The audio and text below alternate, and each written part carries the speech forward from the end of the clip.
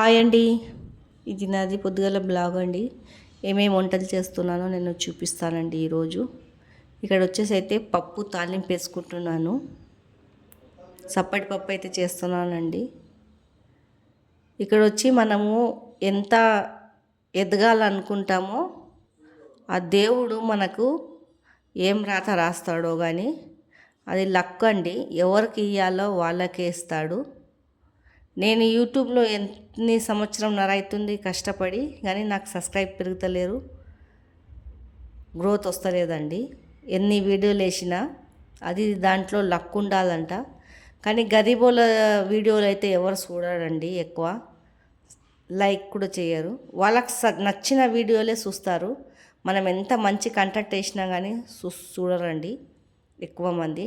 Request చేసుకున్నా కూడా మనకు సబ్స్క్రైబ్ లైక్ చేయండి, షేర్ చేయండి అని రిక్వెస్ట్ చేసుకున్నా కూడా చెయ్యరండి కొంతమంది. కానీ ఆ దేవుడు రాత రాస్తాడు. ఎట్లెట్లా అక్కడ ఇక్కడ కంటెంట్ మంచి కంటెంట్ వేస్తలేరు, కానీ వాళ్ళకేమో న్యూస్లు మీద న్యూస్లు వచ్చేస్తున్నాయి. కానీ మనం కష్టపడి చేస్తుంటే కూడా మనకు న్యూస్ రాదు, గ్రోత్ రాదు. అదేందో మనకు దేవుడు అట్లా ఇస్తాడు గరీబోళ్ళకి. ఏదైనా చేస్తానికి వెళ్తే కానీ అది సక్సెసే కాదు జీవితంలో. అది అయినోళ్ళకి ఉన్నోళ్ళకి సక్సెస్ ఇస్తున్నాడు దేవుడు. మాకు మాత్రం గరీబోళ్ళకైతే సక్సెస్ అయితే ఉండదనుకుంటా. నా దృష్టిలో దేవుడు ఇయ్యడనుకుంటా. ఎంత కష్టపడినా ఫలితం లేకుండా ఉంటుంది. ఏం చేస్తాము, ఆ రాత అలాగా.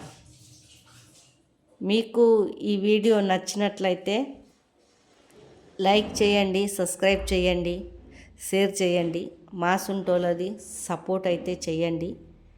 రిక్వెస్ట్ అయితే చేస్తున్నాను. నేను పెడుతూనే ఉన్నాను వీడియోలు, కానీ గ్రోత్ లైక్లు ఏం వస్తలేవండి. మళ్ళీ ఒక మంచి వీడియోతో మీ ముందు ఉంటాను.